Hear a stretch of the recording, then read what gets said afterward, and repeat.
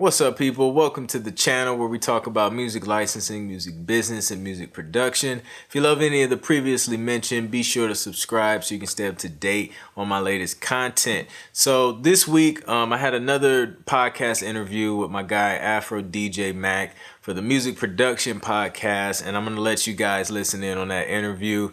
Coming up shortly here, we're talking about music production, working with artists, my upcoming instrumental album that I'm working on, and just kind of the concepts behind that and the creativity. So it should be some good stuff. I'll leave the links to follow his podcast and his website below so you can check him out. And yeah, let's dig into this interview. How's it going, everybody? Welcome to the Music Production Podcast. I'm your host, Brian Funk. Today, I'm here with Anthony Clint Jr., runs the site clintproductions.com. Doing a lot of cool stuff with music and production and licensing. I'm really happy to have you here. What's up, Anthony? Hey, man. How's it going, Brian? I appreciate you having me. I'm glad to be here. Yeah, me too. I'm super happy to have you. Been enjoying your work recently. Thank you. You caught my attention, especially with the video you did recently with the vacuum cleaner that you sampled. Oh, yeah. That was fun, man. I had fun making that. I love that kind of like experimental, trying to use things that aren't instruments to make music. Mm-hmm. And like in that video, and I'll put a link to it in the show notes so people can see. But Okay, cool. It's like I just love how like the vacuum cleaner, which is normally like a really like intense sound, it's intrusive, It's noisy. Yeah. Like my dogs don't like it. Oh, dude, my dog hates it. Like he runs and hides. He's a big punk, but yeah. But in the track you make, it becomes like almost like a peaceful like ocean, wave coming in and out, and it's really cool that you're able to transform that. Yeah, definitely. I just wanted to do something out the box. I'm working on an instrumental album, and the goal for each track is to use something random. Like I got my Instagram followers involved and pretty much just told them like, just send me something super random, like around the house or outside or something. And then I'll figure out a way to kind of implement it into a track and just be really creative with it. So that's what that's about. That's a great idea, because it's so hard to focus, at least for me. Like when I get down into the studio to work, it's like I got all these instruments, all these sounds, there's a billion directions. I love 800 different kinds of music. And the idea like that you're getting like that inspiration, and it's this one like kind of idea that glues everything together, I think is a really smart way to do things to help focus and give yourself direction. Yeah, definitely. It's definitely a boost to inspiration, and it just keeps you focused and locked in and creative. What's one of the weirder suggestions you've gotten? The goat squeals. I did the somebody suggested using goat squeals, and I didn't know what I was gonna do. I didn't know if I was gonna, because I'm in Georgia, so it's some farms out here. I didn't know if I was gonna go to a farm and sample goats or what, but I ended up, just going on YouTube. It was a lot less hassle than trying to find a goat, and people probably would have looked at me weird coming to a farm with mics and recording equipment. But yeah. So yeah, man, I figured it out, and then next up, my wife and I were actually expecting, and Oh, congratulations. yeah. So my next track that I'll be working on, I'm gonna kind of implement we got like audio of the baby's, kind of first heartbeat Oh, slash swoosh thing. So I'm gonna try and throw that in the track and, wow. be creative with that too. So yeah, it's pretty interesting stuff. That's a really cool one to do. And Yeah, definitely. yeah, like personal connection and everything. And Definitely. yeah, I like that. I'll be on the lookout for Yeah, man, definitely. it. So I thought, we'd start off just like kind of getting some introductions out of the way. Maybe you want to tell people like what you're up to. You got your website, you got some really cool webinars going on. What's going on in your world right now? Yeah, so lately I've been focusing a lot on producing music for TV and film. Been doing a lot of reality shows, just like background music cues and things like that. Um, just finalized a deal for a Netflix film, which I was more so on the publishing end of that. So that we got that in the works, and yeah, man, even working with independent artists on projects and things like that. So kind of have my hands on a few different projects right now, and of course the webinar you mentioned, I have that up, and that's pretty much just my way of just kind of giving back information on how to get started in licensing your music. One of the easiest ways to get started in licensing your music, because I feel like a lot of producers, we're constantly looking for ways to generate and monetize, our talents and our music and things like that. And Yeah. music licensing is a cool way to do that. So the webinar just kind of, it's like an introductory webinar of just kind of, breaking down, like, the easiest way to get started and getting your music on TV and things like that. So Hmm. yep. Yeah, that's it's a great point. Trying to find ways to make your music career happen. Like with it's so hard to sell records these days, and a lot of like the old style, the old ways, or ancient history, and it's just not going to happen anymore. Right, exactly. So it's so important to think outside the box, and I think I've taken a similar approach a little bit too, in like the giving back to the community and trying to share what I've learned and what I come up with along the way. Mhm. And yeah, I think that's a really interesting topic, and it's got to be a lot of fun to turn on one of these shows and see your track in the background, hear it going on. It is, man. It's cool, man. It's a cool experience, and you're just watching, and you're just like, whoa, like I did that, and a bunch, like millions of people are listening to this same track as well. So it's Yeah, crazy, man. It's pretty cool. yeah, that's awesome. What was like the first thing you got in? Like, do you have like a fond memory of like the first time seeing your song in a show or something? Um, I think my first TV placement, I didn't see it when it happened. It was a Fox Sports placement, but the first placement that I actually, like, I was literally just watching TV and just heard it Uh was huh. Keeping Up with the Kardashians. Oh, And it nice. was like it was a scene, like a transitional scene where there was like no dialogue. They're like transitioning and you can just hear it as clear as day. And yeah, that was pretty cool. My wife was sitting there next to me, so that makes it even better, man. We get to experience that together. So it was dope, man. Yeah, yeah, that's cool. I've Yeah. I've had that only like once or twice on radio. It was like high school and college radio. Driving in the car, and a song of our old band came on. I was like, "What?" Wow. I had to like pull over Yeah. the car, and like I had a friend in the car, and we're just like, "What?" Yeah, it's crazy. Yeah, he didn't believe me. Actually, he thought I like put it on in the CD player or something. Right. That's funny. Yeah. That's cool. That's cool. Music licensing is definitely something I'm kind of interested in. I've never really dabbled in at all, mostly because I don't Mhm. know where to start. And Yeah. but I think for the way I make music, a lot of times I take things pretty far, but then it like I don't really know where to go with it after that. And I got a Hmm. lot of like instrumentals and like little clips of cool ideas. Hmm. I guess that's like a common issue a lot of people have. But Yeah, a lot of ideas and yeah, never like fully developed or and finished and things like that. it Yeah. really takes me like the planning stage, I think, to follow through on something where I need to know what I'm trying to do like completely. Mhm. And then I find I finish things more. But when it's this kind of like showing up, trying out all my sounds and presets, and Mhm. a lot of times that doesn't have any direction.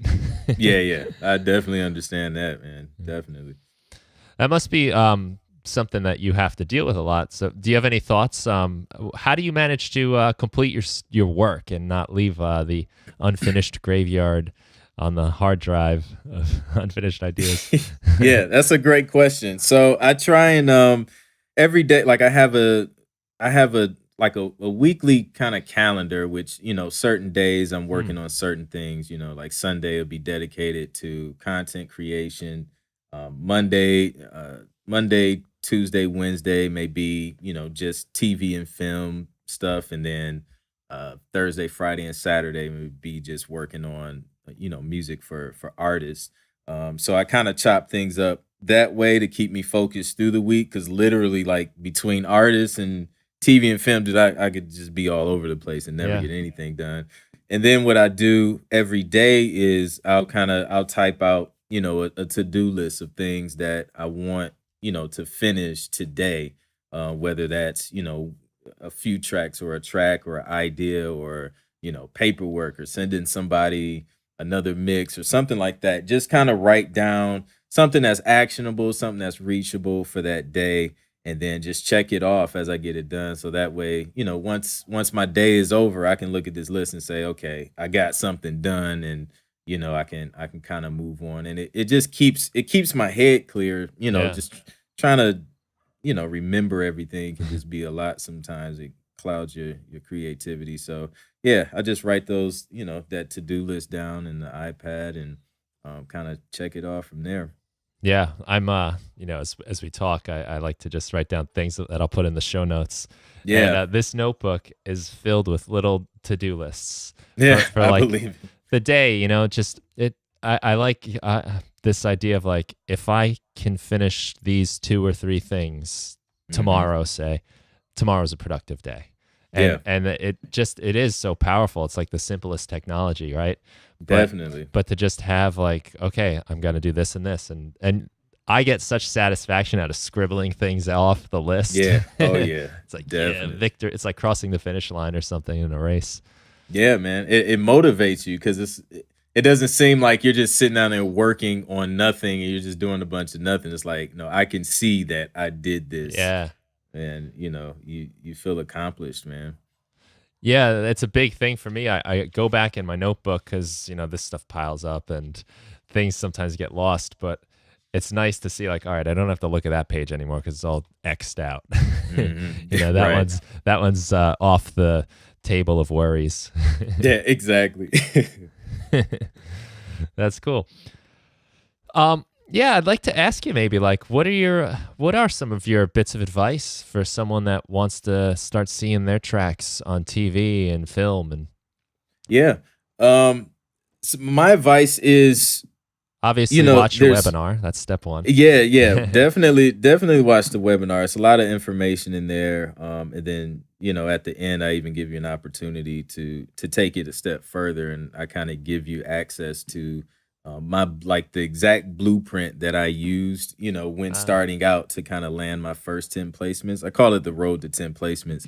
But pretty much, man, like, when I kind of started this journey a few years ago, and my goal was to just go as hard as I can and land 10 TV placements. So what that included was just reaching out to, first of all, I guess just getting a solid list of music, 5 to 10 to 15, just solid tracks, that I thought were strong and that, companies would want to use. And then just start reaching out to music licensing companies and music libraries to see if they're looking for music and things like that. Because that's a good way to get in because they have relationships already established with TV networks and music supervisors. To where once you sign with a particular music library or licensing company, they're taking your music and then they're kind of pitching it for you. hmm. Because it can be tough trying to build a relationship from scratch from with a music supervisor when they already have these established relationships from years and years of people that they can rely on for music consistently. So a music library, music licensing company is a great way to kind of get in there, and finding a company that actually specializes in the genre of music that you do.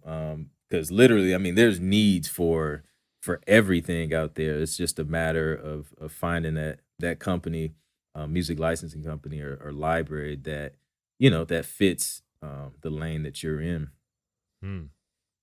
Yeah, I guess whatever kind of show, film, I mean, there's just a world of music that's necessary, and it's not always one type of thing. I would Yeah. imagine even on like a show like Keeping Up with the Kardashians, like there's tons of different styles of music depending on whatever antics are happening, in that Yeah, particular yeah, episode. definitely. Yeah, I mean, I've gotten requests for like hip hop stuff, for pop stuff, and then every now and then, like they'll just go left field and be like, "We want." like Italian hip hop or like just something just randomly twisted with another genre, and you won't see it. Like they want to hear the what's an Italian instrument, the what do you call the The accordion? accordion. Yeah, yeah. Yeah. So like they would want like accordion with like hip hop drums and stuff like that. So Huh. yeah, man, it can get interesting, Right, definitely. right. I have to imagine that that's probably pretty fun from a creative perspective to get It that kind is. of fuel. Hmm. Hmm. And then it goes back to, how you mentioned kind of staying focused and not just drifting away in creativity. Like, when you get a brief, you have a purpose, you Yeah. have an outline of what you need to be creating. And I haven't had beat block like in a long time because, of TV and film. Like I know exactly what I'm sitting down to make, Hmm. because of the information that they're feeding us, and the needs that they request. So Right. Yeah, I think a big part of I like that beat block. I haven't heard that, but like a writer's block, beat block kind of thing is exactly. definitely the like openness. Hmm. I teach high school English, and I compare it a lot to like writing a paper or something. And Hmm. the biggest thing I find, the easiest way to get writer's block is to sit down like at the computer with a blank page and there's Oh nothing man, there, and you're trying to write the perfect first sentence. And it's intimidating, man. it's so much better to get out, I think, like a notebook and just scribble and write and just flood the pages with ideas. Hmm. I think a lot of times with music, it's like that too, to just throw things down. But the focus is definitely hard, and I just think that again, like what you said about like the Instagram followers, and then getting something like the request for the accordion hip hop Hmm. is a cool challenge too. It's how It am I going to is. make this work? Right, exactly. Hmm. Do you find that this is influencing the way you write a lot, or are you kind of more writing and then putting your stuff out there and just seeing if it gets picked up? It has a huge influence on how I write. Usually, I don't write anything until I get a request, unless I know like this is a style of music that I know is going to get used regardless.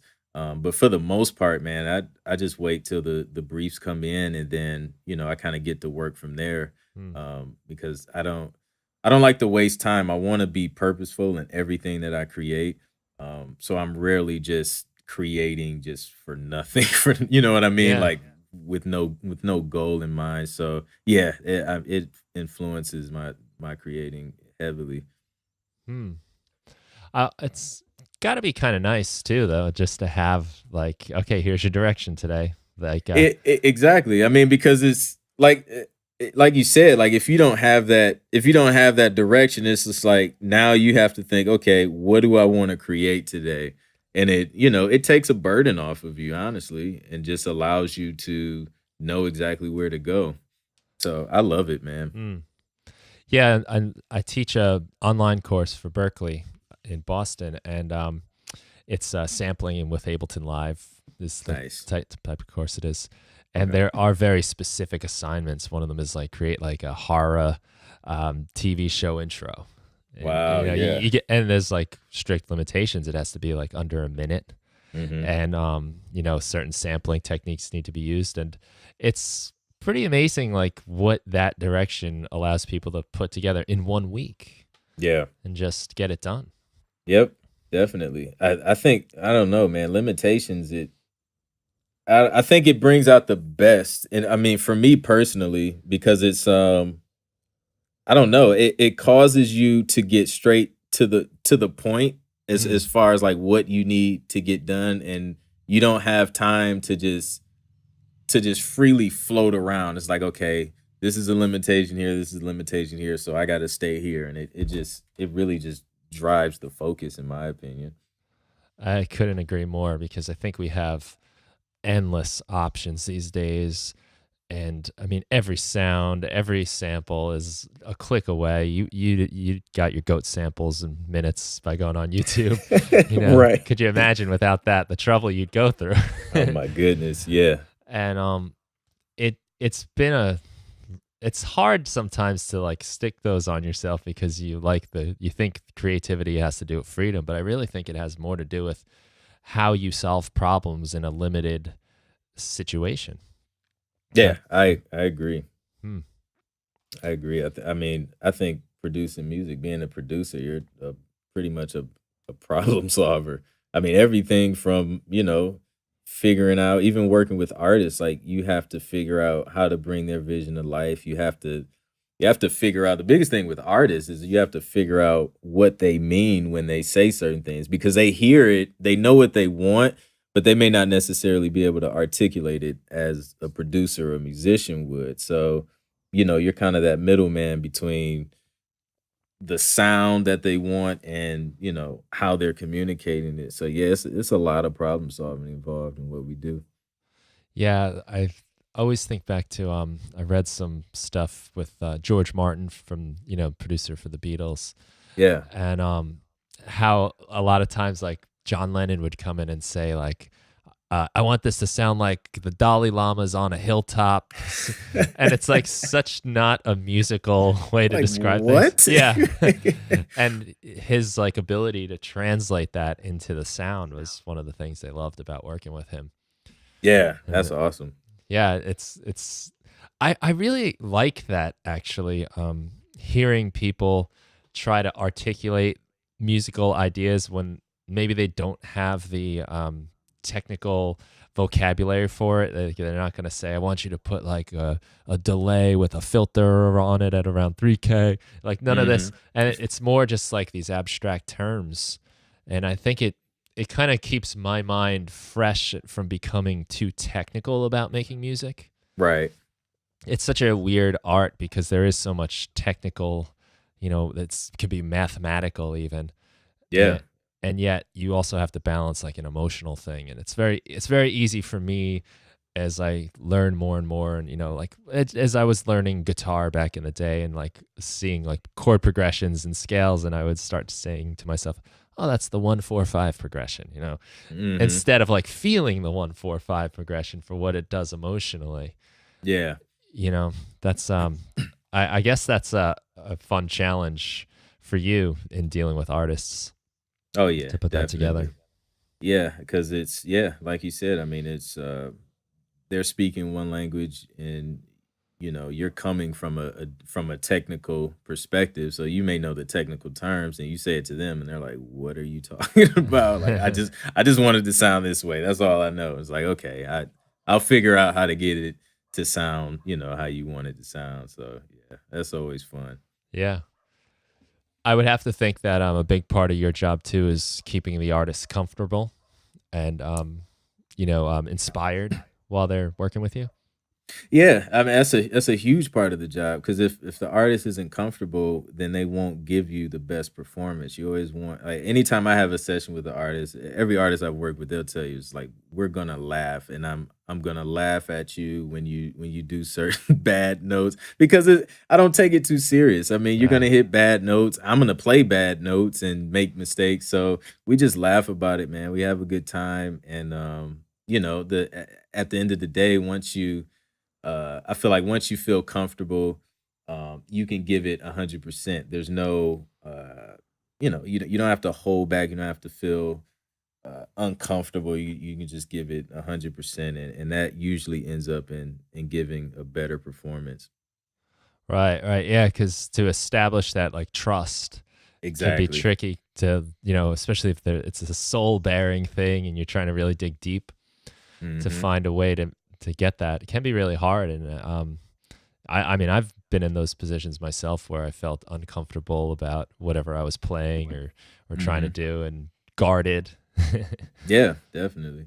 And every artist is different too. So I mean, what works for one artist, you may have to have a totally different approach for another artist. One artist you may be able to be straightforward and just be like, that note sucks, do a different one. Or another artist would be like, let's try this and be a little more passive. You know what I mean? Because some Yeah. people they can take it straight. Other people, you may have to season it a little bit so it's Right. easier to take down. So just depends, man. Yeah, that's a funny way to put it. It's Yeah. but it's it's hard to like separate yourself from your performance, Mm-hmm. to separate like to be okay with like having a bad performance or a bad idea and not Mm-hmm. having that be the definition of who you are and what you do. Right. Yeah. Uh, that's got to be a sensitive thing to walk around in certain situations. How do you feel that out? What do you do like beforehand, even before like you even get together to actually make the music? You like with an artist, Yeah. usually we have a conversation just up front, and we just hash out the business, just kind of the business side of things. So all of that is up front. You don't have to Mm, worry about that. And then from there, just ask them, what their vision is. What do you want? What kind of record do you want? What kind of sound are you going for? What do you want to talk about? Um, and then, from there, sometimes they may approach me with, a lyrical idea, or maybe a hook or a full written song or idea, and then I'll just kind of create the music from there, and then, send it to them, and then they'll finish writing to it, mm, and then we'll get together and just kind of, record the full record. And then sometimes it may, if I'm responsible for doing the music and the lyrics and everything, then I'll work with songwriters if I need to write the song, and then we'll do a demo, and then we'll send the demo to the artist, and then the artist will decide, if it works, and then if they love it, then we'll cut the record. And then they'll eventually come into the studio, and then we'll cut it there. So a couple different ways, but yeah, usually it starts with me kind of working on the music, creating a demo for the artist to hear, and then we just kind of go from there. right. So you do, I guess, a lot of this online, sending files back and forth, kind of. Oh yeah, I Yeah. mean, man, it's huge because I mean, it saves time, it saves gas for Yeah. people coming back and forth, and I think it allows each person to kind of be in their zone and do their own thing before we come together. And I mean, sometimes we have, collaborative sessions where we just kind of create from scratch, and those are dope too. But yeah, most of the time, man, like online file transfer is a huge part of it. Right. Right. Yeah. Saving that time and the, the gas is definitely huge. Yeah. There's I guess though the personal connection is big though, Yeah. that you do kind of sacrifice a little bit with Oh that yeah. that workflow. There's nothing like that, sharing that energy when you hit a certain note and someone else goes, "Yeah." Exactly, Yeah. exactly. Yeah, I worked on an EP for a songwriter, and he put a bunch of songs together, demoed them himself, and just kind of released the project. And we did the whole project like that, where everything was just organic. Like I was sitting in front of the keyboard and playing with sounds, and then we would just vibe off of each other and be like, "Yo, that's dope." Like, okay, we'll go from there, and then once we have the main idea or like the hook, then then I would go in and just finish the track, and then he would go start writing and things like that, and that it was a really dope experience. So that, yeah, that definitely is Oh, is that's always cool. good to have. Yeah. So you guys kind of like give birth to the idea together, and then go away and do your separate things so that you Yeah. can reconvene. And I Yeah. guess that's probably a fun moment too when you bring the both ends of the work together Yeah. once again. Definitely, Yeah. definitely. That seems like a cool way to sort of get the best of both worlds. To get Yeah. the personal thing, but also you have your space too to kind of try things. Right, exactly. Um, Something you mentioned early was in this part of the talk was getting the business stuff out of the way early. Hmm. So I'm sure that saves a lot of problems in the future, right? And I Oh think it's yeah. something like a lot of musicians don't like to talk about, that they kind of avoid, and maybe it feels like not artistic and kind of gross. Yeah, How do yeah. you approach those conversations without sounding like without getting too business minded and taking the art and soul out of it? I mean, it is what it is. I mean, there's the art and soul side, and then there's the business side. And I feel like if you want to be taken seriously, and you want to be professional, these are conversations that you have to have. Like, I mean, there's a creative side to to every business, there's the product and then there's just the business. So yeah, usually it just starts off like, look, this is the fee, this is the agreement, and once we finish writing the song, we're gonna do a split sheet, and just kind of lay out everything that'll be done. And then once the song is complete, these are the next steps that we take as far as copyright or registering the song with CSAC or BMI or ASCAP, things like that. And I feel like it always works. Like I've never had anybody just be like, "Oh, I don't want to talk about this." It was just always okay, cool. Like I agree with that. That's cool. And I mean, most people respect it because it's not just a one-sided thing. It protects, both parties. So people are usually cool with it. And then, after that's hashed out, uh, the only thing there is left to do is just be creative. You don't Right. have that in the back of your mind, like, is the business gonna work out right? Or is somebody gonna try and, screw me over? Like, Yeah. there's none of that. It's just like, yo, I know the business is in order. Like now let's just vibe out and create. So yeah. And I mean, I've talked to people and producers who've been in situations where that conversation didn't happen in the beginning, and then time goes by, the record's released, and they're not credited, or they didn't do split sheets, or the song isn't registered with their performing rights organization. So just a lot of different situations, man, that could have been avoided if that conversation was had in the beginning. So Right. I think Right. it's important. Being direct is the remedy, huh? Oh yeah, Yeah. definitely. Yeah, because I mean, I could tell you, it's you see it a lot. It happens a lot with bands where that you're just getting together, you're having fun, and it starts growing, and everyone kind of just assumes they want the same sort of growth and Mhm. results, and it's always tough if you realize that that's not the case. Right. Down the road after you've already put the blood, sweat, and tears into it. Exactly. Hmm. Yeah, so I could see that, like having that out of the way, because that can be a real impediment to creativity if you start thinking like, oh, am I going to get credit for this? Because I'm not sure I want to put my best forward, or I don't know if I want to share this idea. Right, right. Yeah, And then it, like I said, it goes like I don't like to waste time. So it's like if you don't agree to it, that's fine. But at least I didn't neither one of us wasted our time working yeah, on something, and we knew later on down the road we wasn't gonna agree on something business wise. So, it saves time and it saves headaches. yeah. Well, that's good. And they say, sometimes the success you have is a result of the uncomfortable conversations you're willing to have. Oh yeah, I agree. So get that out of the way early and directly. Hmm. Smart way to deal with it. Yeah. So, you guys probably know I'm a big advocate of coming up with your own sounds to have your own musical identity. And I thought that we had a pretty cool service in our sponsor, Splice, with Splice Sounds. They have over 2 million different sounds and loops and presets that you can browse. But the thing that I think is really cool that you can do is make your own little library. You can curate your own sounds, add them to your own sample library within Splice, and pretty soon you start developing your own style, your own sound, and it becomes your signature. It's a great way to do that.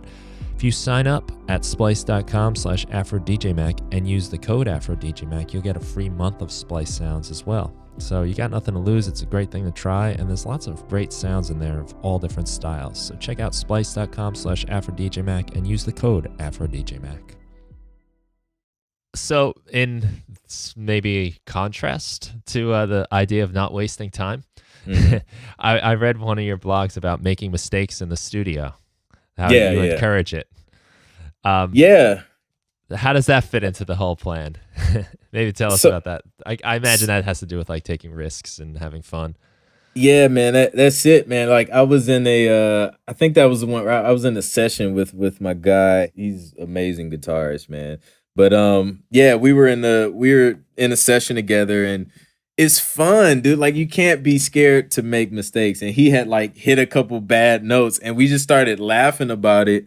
And it goes back to that whole being comfortable thing, and being willing to risk, just doing something stupid and people laughing because it's not that serious. You know what I mean? So Yeah, I like making mistakes is all about just, being experimental, going all out, and just trying to give the best performance, but not being so closed-minded and afraid to do Mm, something wrong that you end up under delivering, you know what I mean? yeah. So, if you kind of get that out of your mind and you just always just go for the best, then the best will come out eventually. You may make a couple mistakes in the process, but because you don't have that fear of making the mistakes, then man, you tear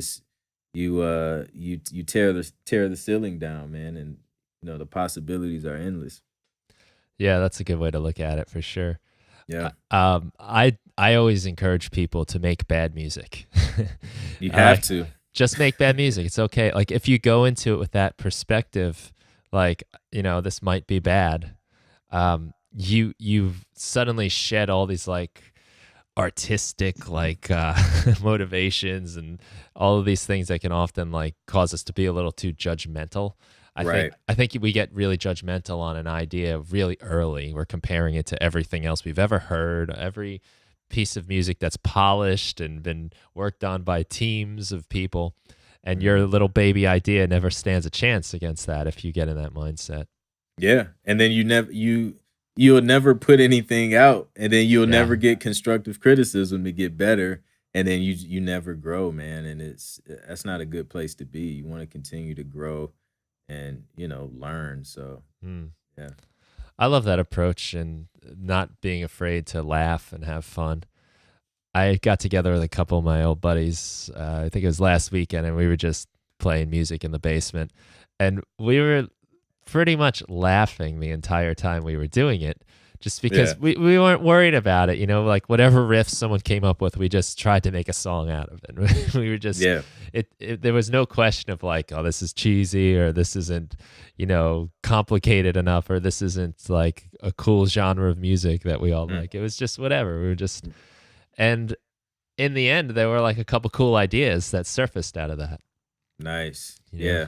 That's cool. Yeah, that takes me back to the days, man, where I'm a musician. I was kind of like a musician first, even before being a producer. But we would have what's called like shed sessions where just a bunch of musicians would just get together, man. It was like no format, you just hop on the instrument and just start playing stuff. And, we'd just go around. Each musician would kind of have a solo thing. And Mm. yeah, like dope ideas would come from that, man. And it's just a good place to just get all your chops and creativity out, and I think it's good. I think it's good to have that.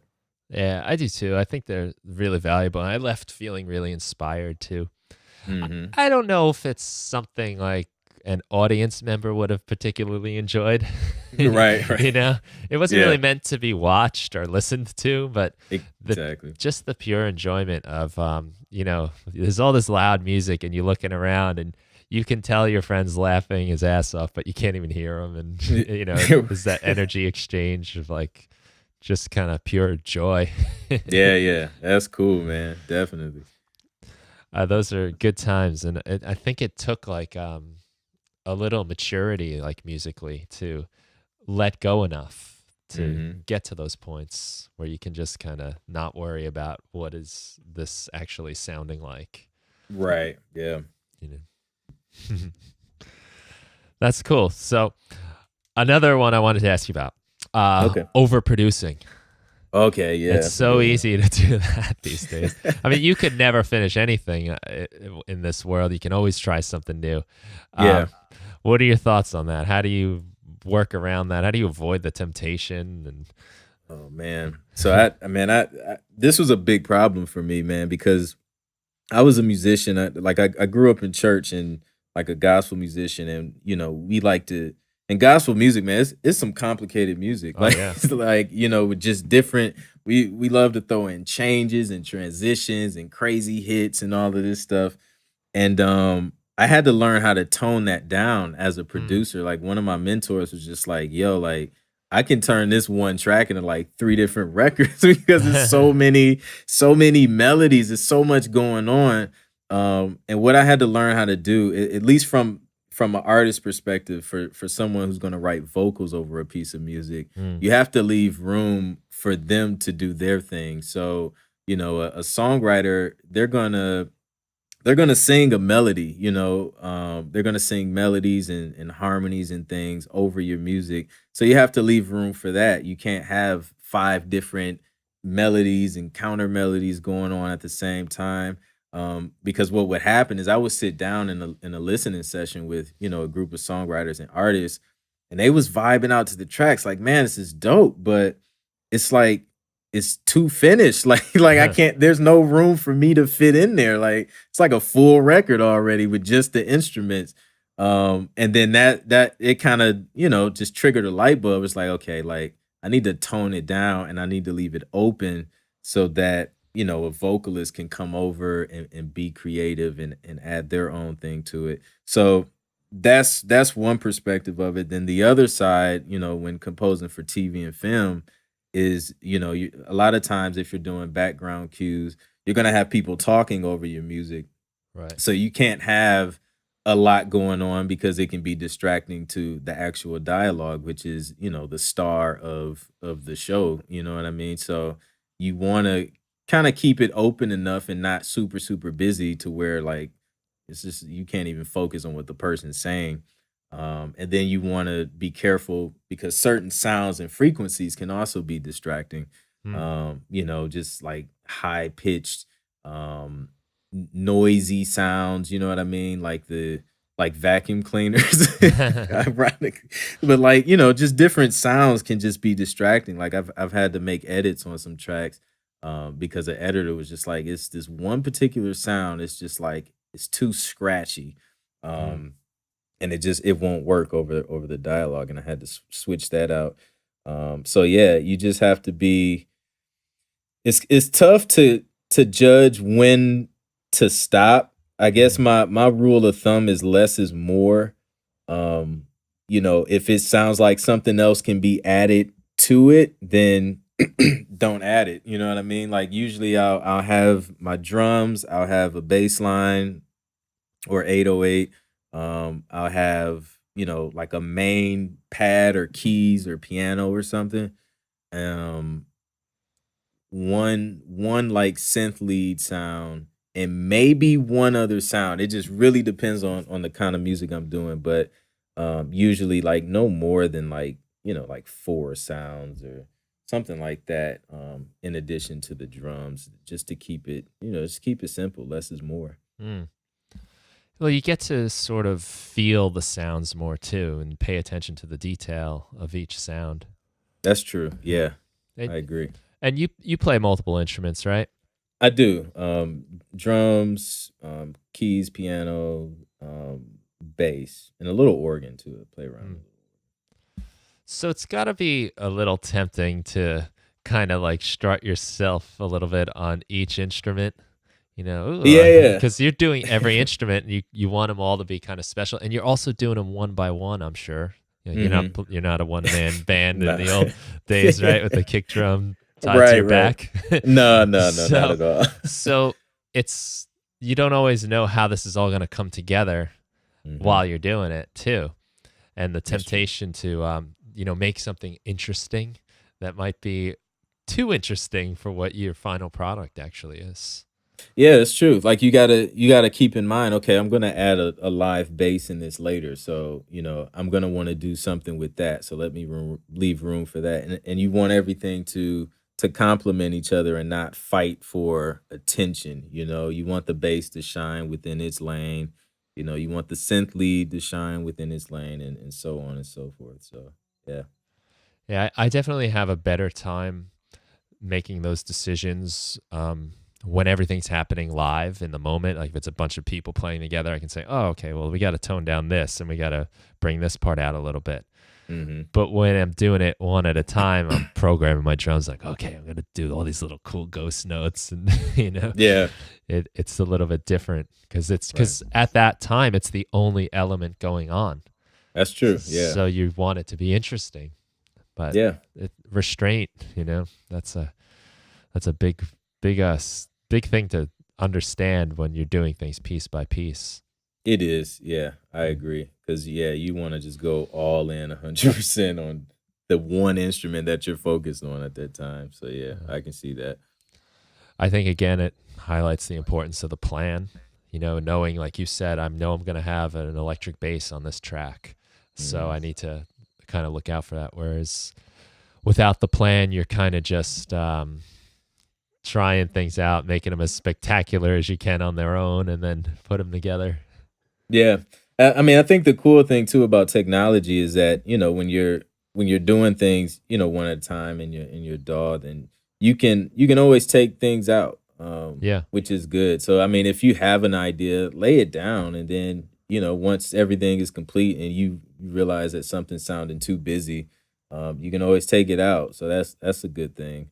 Um yeah, like I try not I don't plan too much when just in the creation process, creating a track. I'll have an idea, but um I always try and get everything out, in that little 8-bar loop that I work in. And because sometimes what'll happen is I'll start off with an idea, and then I'll switch to the second sound, and then the second sound sparked something different, and then I was like, "Okay, now I wanna go in a different direction," and then I'll delete the first thing that I did, and it turns into something different. So, yeah, I Mm. think it's important to just get the ideas out, and then when you go back and listen, you have that option to delete. Yeah. I like that workflow a lot actually, where I'll do kind of like arrangement by subtraction, where Mhm. I'll put I work in Ableton Live, so I'll often like do a lot of stuff in their session view where I'm just throwing ideas down, and then Okay. I'll just get them all in the arrangement view, which is like your timeline left to right, Okay. and then just delete clips out. Just okay, I'm gonna, Yeah. this part's not gonna come in until the eighth bar. This part's not gonna come in until after the 16th or whatever, and okay, here comes like a vocal. So now we're Mhm. gonna pull some things out of the way. Yeah. And I like that because it sort of satisfies that that like urge to just kind of go overboard a little bit. Right. But then it also forces me to kind of hear the big picture later on and Yeah. and say, okay, like, what's the point of this whole section of this song? Like, so, do I need all this mumbo jumbo going on with you know? Right. Uh, Exactly. And a lot of times the answer is no. And Yep. I'm always surprised how often a track sounds better once I hit mute or delete on a Yeah. certain sound. I agree, man. Definitely. Mhm. So you talk a lot about working fast and finishing. What are some Mhm. things you like to do? Because you have a busy schedule. You're doing all sorts of different things. What are some of your techniques for working quickly, getting work done, and not getting stuck in the same old spots over and over again? Right. That's a really great question. So what I like to do is create like Logic session templates in Logic and Pro Tools, just depending on what I'm working on. But I'll create sessions for different genres of music that I produce. If I'm working on like sports tracks, there's certain sounds that I always use in all of my sports tracks Uh, that I know I'm going to pull up every time. So I create a template for that. So those sounds are like already there and loaded. And then if it's like a trap, hip hop track or something, there's certain sounds that I'll normally use there, and so on and so on. So I create templates so that way I just open them up. Most of my sounds are there. Of course, I'll go into the plugin, maybe change a preset, use a different sound, and then just create. But all of my plugins are already there, as far as mixing, and literally all I'm doing is just plugging in a different melody, different chords and drums and things like that. And man, I tell you, like it really sped up my just production process, because now I'm not I'm not sitting here clicking and opening up plugins and loading the plugins and then remixing the whole thing from complete yeah. scratch, and it helps a lot. So that's one thing that I use. I use the same thing as far as recording vocals in Pro Tools, where I kind of have like a template set up for that as well, and that helps. And then after that, I just kind of have I kind of have my workflow in Logic set up to where, like my mastering plugins are like I'll have a mastering template. So all of those are like kind of loaded, and I just kind of drag the track onto that track that has the plugins. That way, I'm able to bounce out masters of different versions, pretty quick. Because then, I mean, TV and film turnaround times can be like today, like Yeah. the next hour. You know what I mean? Right. Like Wow. super quick. Hmm. So that really helps me because I don't have time to send it to like a master and mixing engineer. Like, hey, can you like master this for me? And they're like, yeah, I'll have it to you in 3 days. And then the music supervisor needs it like the next 30 minutes. You know what I mean? Yeah. So I have to create ways to be able to have that quick turnaround. So that helps a lot with the templates. I guess that's a great selling point for you as someone that's producing music for TV and film that, yeah, I got it for you in a half hour. I'll be right back. Yeah. To be able Yeah, to say I can get this done really fast so you can definitely. get it in for your deadline. Oh yeah, definitely, Mm. man. I've had some close calls, man, where I was I was like out and about, and I had got an email. It was just like, yo, they want to use this track for like a promo for this TV show, and like we need this. What did they need? They needed like a different version or something, um, and they needed it like in the next couple hours, and I'm like, oh man, and it was like an old session, so. I had I had rushed home and I'm like, I gotta find the session in one of my backup folders, pulled the session up, and it was something I did like years ago, and it was like an old version of Logic, and I didn't have a lot of those sounds still. Man. And I made the mistake of not printing it out to audio, and it was like all MIDI. So I had to like rush, go through, find sounds that sounded similar to the sounds I used at the time, and then hurry up, do it. Kind of, I had to tweak the mix because the sounds were a Yeah, little of different, course. and then bounce it out. So I was like working super super fast on that one, but I ended up eventually getting the placement, and it worked out. But if I didn't have those templates and everything set in place, I probably would have missed out on that opportunity. And a good lesson about printing MIDI tracks to audio and making stems of your work so Oh you can go yeah, back. Yeah. yeah, definitely. Huh. You know, I think when I first started, like I'm a rock and roll guy, like in bands and Hmm. stuff. That's where I come from. So when I Hmm. first started working in the computer and doing more like electronic production and stuff like that, um, I sort of had this like idea, like it was like wrong almost to use the same sounds every time. So Hmm. I would always make the new sounds. I'd bring up new instruments. It'd change every single time. Hmm. Um, but then I kind of got into this like phase of like back to rock and roll, back to the roots kind of thing. And it Hmm. occurred to me that like I already have a template for this. It's drums, it's bass, it's guitar, maybe like a keys somewhere and a vocal. And that's the template. And it just like, it wasn't until like I came back to the old way that I realized why is that any better or worse than having your own, like say, your certain drum machine loaded all the time with a certain bass. Yep. What's wrong with that? And man, like having that like realization changed things a lot for me. Hmm. And it also, I do something similar where I put like all of my sounds on a track and then just save that track in the library, and then you can just drag it on and be ready to go. I can just drag my entire mic'd drum kit into a Hmm. session, and it's got all the effects. It's ready to go. I don't have to fiddle around with that again every single time because I lose Exactly. so much momentum in my creativity when I'm, okay, I know I got to compress the snare and EQ a little bit of that sound. And by the time I start doing that, I don't even remember what I felt about my idea.